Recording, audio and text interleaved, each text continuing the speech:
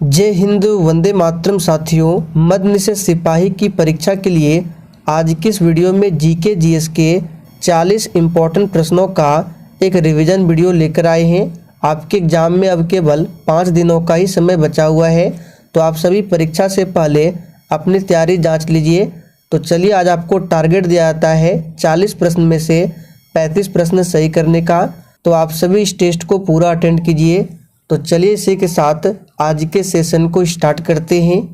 तो चलिए, first question आपके सामने है, सुदीरमन कप किस खेल से संबंधित है। बिल्कुल एग्जाम लेवल का प्रश्न है। चलिए, आप सभी आंसर बताएंगे फटाफट से। सुदीरमन कप किस खेल से संबंधित है। तो दोस्तों, यहाँ पे पहले प्रश्न का आंसर जो भी बच्चे लाइव चैट में ऑप्शन सी बता रहे हैं उनका बिल्कुल सही जवाब है। सुदीरमन कप ये बैडमिंटन खेल से संबंधित है। देखिए, दूसरा प्रश्न है, सुप्रसिद्ध फिल्म गांधी का निर्देशन किसने किया था। ये प्रश्न पिछले बार 16 अक्टूबर को पूछा गया था। चलिए, आप सभी आंसर बताएंगे।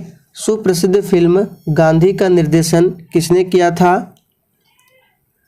तो यहाँ पर दूसरे प्रश्न का आंसर जो ही बच्चे ऑप्शन सी बता रहे हैं उनका बिल्कुल सही जवाब है, रिचर्ड एटनबरो ने।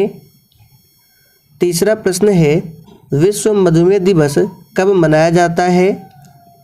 चलिए, आप सभी तीसरे प्रश्न के लिए आंसर बताएंगे और इस प्रश्न को आप सभी मार्क कर लेंगे। ये प्रश्न 2 से 3 बार रिपीट हो चुका है। तो बिल्कुल सही आंसर दिए हैं। प्रत्येक वर्ष 14 नवंबर को विश्व मधुमेह दिवस मनाया जाता है। मधुमेह किसके कारण होता है, तो ये इंसुलिन की कमी के कारण होता है। मधुमेह याद रखिएगा। 4 फरवरी को क्या मनाया जाता है, तो विश्व कैंसर दिवस 4 फरवरी को, और 9 जनवरी को भारतीय प्रवासी दिवस। आगे देखिए, डिप्थीरिया रोग से कौन सा अंग प्रभावित होता है। बिल्कुल आपको सोच समझकर आंसर बताना है। डिप्थीरिया रोग से कौन सा अंग प्रभावित होता है। तो यहाँ पर जो ही बच्चे ऑप्शन सी बता रहे हैं उनका बिल्कुल सही जवाब है, डिप्थीरिया रोग से गला प्रभावित होता है। आगे देखिए, पीतल किसका मिश्र धातु है। चलिए, 5 के लिए आप सभी आंसर बताएंगे। और देखिए, आज के इस प्रैक्टिस सेट में आपको 40 प्रश्न में से कम 35 से 36 प्रश्नों के सही आंसर करने हैं, तभी आपकी तैयारी बेहतर है। तो हमने आपको काफ़ी बार बताया है पीतल, यानी आपको याद रखना है पिताजी। तो पी से पीतल, और ये किसका मिश्रण है, तांबा और जी यानी जस्ता। तो आंसर देखिए क्या हो जाएगा, सी ऑप्शन, तांबा और जस्ता का है। और तांबा और टिन के मिश्रण से क्या बनता है, तो कांसा। कार्बन का शुद्धतम रूप क्या है। बिल्कुल इसी तरह के प्रश्न आपके एग्जाम में भी पूछे जाएंगे। आंसर करेंगे, कार्बन का शुद्धतम रूप क्या है। तो बिल्कुल सही आंसर दिए हैं, कार्बन का सबसे शुद्धतम रूप है हीरा। नीले लिटमस को लाल रंग में कौन बदलता है। चलिए, 7 के लिए आंसर कीजिए। नीले लिटमस को लाल रंग में कौन बदलता है। तो बहुत ही सिंपल प्रश्न है, सही जवाब है अम्ल। अम्ल स्वाद में कैसा होता है, खट्टा होता है। अम्लीय विलयन का पीएच मान कितना होता है, तो 7 से कम होता है। और उदासीन विलयन का पीएच मान 7 होता है। और क्षारीय विलयन का पीएच मान 7 से अधिक होता है। इन सभी फैक्ट को ध्यान रखेंगे। दूरदृष्टि दोष को किस लेंस के प्रयोग से ठीक किया जाता है। चलिए, आंसर बताएंगे। देखिए, दूरदृष्टि दोष में क्या होता है, उल्टा होता है। दूर की वस्तु साफ साफ दिखाई पड़ती है, लेकिन नज़दीक की वस्तु साफ साफ दिखाई नहीं पड़ती है। और निकट दृष्टि दोष में क्या होता है, निकट की वस्तु साफ साफ दिखाई पड़ती है, लेकिन दूर की वस्तु साफ साफ दिखाई नहीं पड़ती है। और दूरदृष्टि दोष के निवारण के लिए उत्तल लेंस का प्रयोग किया जाता है चश्मे के रूप में। तो आंसर क्या हो जाएगा, ए ऑप्शन। और निकट दृष्टि दोष में अवतल लेंस का प्रयोग किया जाता है। 1 माइक्रोन बराबर होता है चलिए आप सभी 9 के लिए आंसर बताएंगे। और दोस्तों अभी आपको 4 से 5 दिनों तक पढ़े हुए क्वेश्चंस का जितना हो सके रिवीजन करना है। तो यहाँ पर आंसर क्या होगा, 1 माइक्रोन बराबर होता है, तो याद रखिएगा बट्टे में हमने आपको बताया था 1/1000 mm और पावर में 10 पर पावर -3 mm। यहाँ पर दशमलव में है तो देखिए 3 जीरो है तो 0.1 2 इस तरह से, यानी 0.001 मिलीमीटर। बी ऑप्शन में दिया हुआ है। सोडा वाटर बनाने के लिए प्रयोग की जाने वाली गैस कौन सी है। चलिए 10 के लिए आंसर कीजिए फटाफट से। सोडा वाटर बनाने के लिए प्रयोग की जाने वाली गैस कौन सी है। तो यहाँ पर आंसर क्या हो जाएगा, याद रखिएगा कार्बन डाइऑक्साइड। सी ऑप्शन जो ही बच्चे दिए हैं बिल्कुल सही जवाब है। हाइड्रोजन को भविष्य का ईंधन माना गया है और इसके 3 समस्थानिक है, H11 प्रोटियम, H12 ड्यूट्रियम और H13 ट्राइटियम। रेडियो का आविष्कार किसने किया था। चलिए 11 के लिए फटाफट से आंसर बताएंगे। रेडियो का आविष्कार किसने किया था। तो यहाँ पर जो ही बच्चे ऑप्शन डी बता रहे हैं बिल्कुल सही जवाब है। मार्कोनी ने रेडियो का आविष्कार किया था। J.L. बियर्ड ने टेलीविज़न का आविष्कार किया था। थॉमस एल्वा एडिसन ने विद्युत बल्ब का। इन सभी फैक्ट को ध्यान रखना है। चार्ल्स बेबेज कंप्यूटर के जनक है। और दोस्तों जिसने आज के इस नोट्स के क्लास को नहीं देखा है तो कुछ भी हो जाए एग्ज़ाम से पहले आप लोगों को इस वीडियो को ज़रूर देख लेना है। इसमें द प्लेटफॉर्म बुक से लगभग जीके जीएस के 200 इम्पोर्टेंट प्रश्नों को कराया गया है जो आपके एग्जाम के लिए काफ़ी ज़्यादा इम्पोर्टेंट रहेगा। इस बुक से एग्जाम में प्रश्न जरूर पूछे जाते हैं। इस वीडियो का लिंक आपको यहाँ ऊपर शो हो रहा होगा या फिर इसका लिंक मैं डिस्क्रिप्शन बॉक्स में भी दे दूँगा, आप लोग जाकर देख सकते हैं। आगे देखिए, निम्नलिखित में से यौगिक कौन सा है। चलिए आंसर बताएंगे। और जिसने अभी तक सेशन को लाइक नहीं किया है फटाफट से आप सभी सेशन को लाइक कीजिए। तो बहुत ही आसान प्रश्न है, यौगिक कौन सा है इसमें। तो याद रखिएगा ये है अमोनिया। अमोनिया का सूत्र क्या होता है, NH3 और एक होता है NH4। ये अमोनियम है और ये अमोनिया है। ओजोन का अनुसूत्र पूछा जाता है, O3 होता है, याद रखिएगा। पीलिया किस अंग का रोग है। बहुत ही सिंपल प्रश्न है, आंसर बताएंगे। पीलिया किस अंग का रोग है। तो बिल्कुल सही आंसर दिए हैं। पीलिया जो है, पीलिया होने से शरीर का यकृत प्रभावित होता है। मानचित्र पर बनाई गई वे रेखाएं जो समुद्र से बराबर ऊंचाई वाले स्थानों को मिलाती है क्या कहलाती है।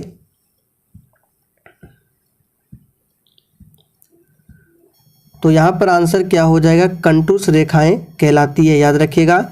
आइसोहाइट क्या है, तो समान, याद रखिएगा। समान वर्षा वाले स्थानों को मिलाने वाली रेखा को आइसोहाइट कहते हैं। और आइसोबार क्या है, याद रखिएगा, ये समान वायुदाब को प्रदर्शित करता है, आइसोबार्स रेखाएं। निम्नलिखित में से कौन सा एक जीवाणु जनित रोग नहीं है। चलिए 15 के लिए आंसर कीजिए फटाफट से। तो देखिए हैजा, क्षय रोग और गिल्टी रोग यानी एंथ्रेक्स, ये सभी जीवाणु जनित रोग है। लेकिन इन्फ्लुएंजा जो है ये वायरस से होने वाला रोग है, यानी कि विषाणु से। मानव शरीर की सबसे लंबी हड्डी कौन सी है। चलिए 16 के लिए आंसर कीजिए फटाफट से। मानव शरीर की सबसे लंबी हड्डी कौन सी है। तो आप सभी जानते हैं ये फीमर है और ये जांघ की हड्डी होती है। आप लोग कमेंट करके बताएंगे टिबिया हड्डी यहाँ ये कहाँ पाई जाती है। और मानव शरीर की सबसे मजबूत हड्डी पूछे तो मैंडिबल है जो कि जबड़े की हड्डी होती है। जड़त्व के नियम को यह भी कहा जाता है।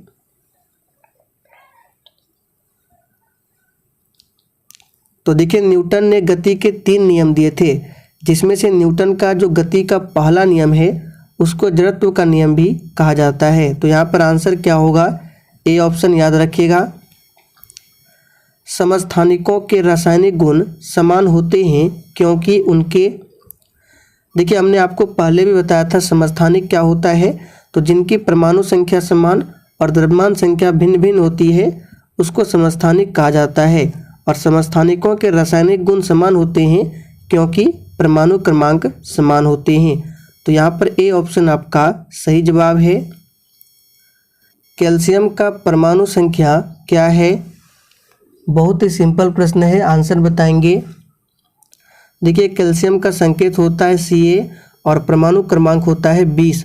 आप लोग कमेंट करके बताएंगे ये 14 किसका परमाणु संख्या है, 18 आर्गन का है, 11 सोडियम का है। खाद्य श्रृंखला का प्रथम पोषण स्तर निर्मित होता है, किसके द्वारा निर्मित होता है खाद्य श्रृंखला का प्रथम पोषण स्तर?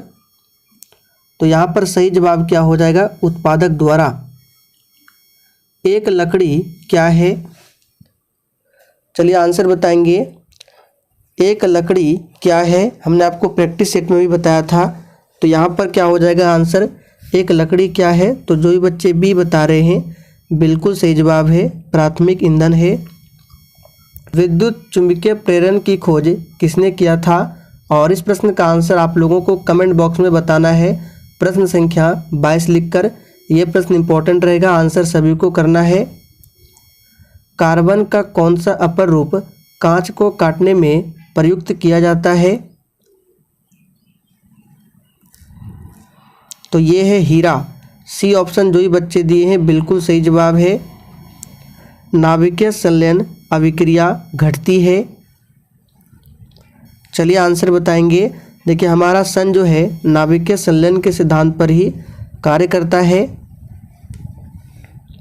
तो यहाँ पर आंसर क्या हो जाएगा, नाभिकीय संलयन अभिक्रिया घटती है अत्यधिक उच्च ताप पर। विद्युत मोटर विद्युत ऊर्जा को बदलती है। चलिए आंसर बताएंगे फटाफट से। विद्युत मोटर विद्युत ऊर्जा को बदलती है। तो आप लोगों ने पढ़ा होगा विद्युत मोटर विद्युत ऊर्जा को क्या करती है, याद रखिएगा यांत्रिक ऊर्जा में बदलता है। लेकिन ऑप्शन में यांत्रिक ऊर्जा नहीं है, आंसर क्या हो जाएगा, गतिज ऊर्जा। तो डी ऑप्शन जो ही बच्चे दिए हैं बिल्कुल सही जवाब है। और यांत्रिक ऊर्जा यानी गतिज ऊर्जा को विद्युत ऊर्जा में कौन बदलता है? तो याद रखिएगा डायनेमो। शुद्ध सोने का कैरेट होता है, यानी शुद्ध सोना कितने कैरेट का होता है? तो यहाँ पर आंसर हो जाएगा 24 कैरेट का होता है। आसमानी बिजली गिरने पर क्या पहले प्रक्षेपित होगा, ध्वनि या फिर प्रकाश? चलिए आंसर कीजिए 27 के लिए। तो यहाँ पर आंसर क्या हो जाएगा, प्रकाश, क्योंकि प्रकाश की चाल जो है ध्वनि से अधिकतम होती है। कितना? तो प्रकाश की चाल निर्वात में या शून्य में 3 × 10⁸ मीटर प्रति सेकंड। निम्न में से कौन सा गैर पारंपरिक ऊर्जा का स्रोत है? चलिए 28 के लिए आंसर बताएंगे। तो गैर पारंपरिक ऊर्जा का स्रोत क्या है? तो याद रखिएगा वायु और कोयला पेट्रोल तेल, ये तेल क्या है, पारंपरिक ऊर्जा के स्रोत है। ग्रीन हाउस प्रभाव निम्न में से किससे संबंधित है? चलिए 29 के लिए आंसर बताएंगे। यहाँ पे कार्बन डाइऑक्साइड नहीं दिया हुआ है, तो ऑप्शन के अकॉर्डिंग बताना है। तो ग्रीन हाउस इफेक्ट जो है ये किससे संबंधित है? तो ग्लोबल वार्मिंग से, याद रखेंगे। निम्नलिखित में से कौन सी गैसों की वजह से अम्ल वर्षा होती है, यानी एसिड रेन?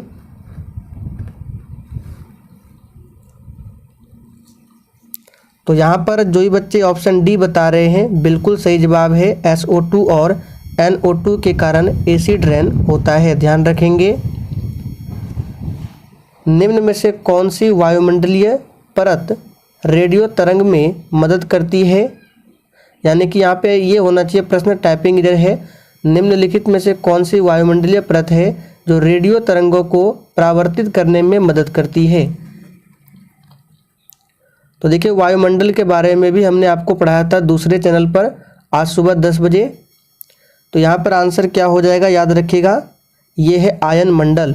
बी ऑप्शन सही जवाब है। क्षोभ मंडल वायुमंडल की पहली परत है और इसी में मौसम संबंधी घटनाएं घटित होती है, ध्यान रखेंगे। और ओजोन लेयर किस मंडल में होता है, तो समताप मंडल में। निम्नलिखित में से कौन सी सभ्यता अपने नगर नियोजन के लिए प्रसिद्ध थी। चलिए 32 के लिए फटाफट से आंसर बताएंगे, बिल्कुल सिलेक्टेड प्रश्न है। तो कौन सी सभ्यता अपने नगर नियोजन के लिए प्रसिद्ध थी, सिंधु घाटी की सभ्यता, ध्यान रखेंगे। यहाँ पर डी ऑप्शन जो ही बच्चे दिए हैं बिल्कुल सही जवाब है। वर्ष 1526 में लड़ी गई पानीपत की पहली लड़ाई में बाबर से कौन पराजित हुआ था। देखिए पानीपत के 3 युद्ध हुए, पहला युद्ध 1526 में, दूसरा युद्ध 1556 में और तीसरा युद्ध 1761 में। और पहली लड़ाई में बाबर से कौन पराजित हुआ था, तो याद रखिएगा इब्राहिम लोदी, लोदी वंश का आखिरी शासक इब्राहिम लोदी। किस विदेशी यात्री ने भारत का दौरा सबसे पहले किया था।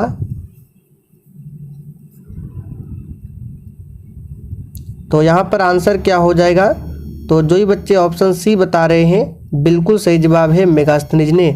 मेगास्थनीज किसके दरबार में आया था, तो चंद्रगुप्त मौर्य के दरबार में, और इनकी प्रसिद्ध पुस्तक है इंडिका। ह्वेनसांग हर्षवर्धन के शासनकाल में आया था। और फाहियान की बात करें तो चंद्रगुप्त द्वितीय यानी चंद्रगुप्त विक्रमादित्य के शासनकाल में फाहियान आया था, ध्यान रखेंगे। भारत में गर्मदलीय आंदोलन का पिता किसे कहा जाता है।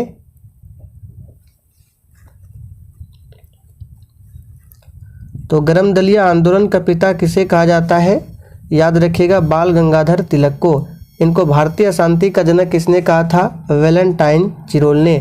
गोपाल कृष्ण गोखले महात्मा गांधी के राजनीतिक गुरु। सरदार वल्लभ भाई पटेल को भारत का लौह पुरुष कहा जाता है और भारत का बिस्मार्क भी कहा जाता है सरदार वल्लभ भाई पटेल को। इन्होंने 1928 के बारदोली सत्याग्रह का नेतृत्व किया था। कृष्णदेव राय के दरबार में अष्टदिग्गज कौन थे।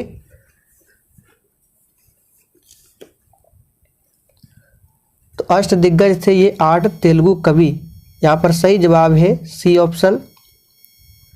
इनमें से किसने मानव जाति के लिए एक धर्म, एक पंथ और एक ईश्वर का नारा दिया। बिल्कुल आपको सोच समझकर आंसर बताना है और जितने भी प्रश्न सही होंगे आपको ईमानदारी पूर्वक अपना अपना स्कोर कमेंट करना है। तो मानव जाति के लिए एक धर्म, एक पंथ और एक ईश्वर का नारा किसने दिया, तो श्री नारायण गुरु ने। 1857 की क्रांति का चिन्ह क्या निश्चित किया गया था। बहुत ही सिंपल प्रश्न है। देखिए 1857 की क्रांति की शुरुआत कब होती है, 10 मई से। याद रखिएगा कहाँ से, उत्तर प्रदेश के मेरठ से। किसके समय में, तो लॉर्ड कैनिंग के समय में। यहाँ पर आंसर होगा कमल और चपाती। प्राचीन भारत में मगध साम्राज्य की प्रारंभिक राजधानी कहाँ थी। तो मगध साम्राज्य की प्रारंभिक राजधानी कहाँ थी, याद रखिएगा राजगीर। यहाँ पर सही जवाब है सी ऑप्शन।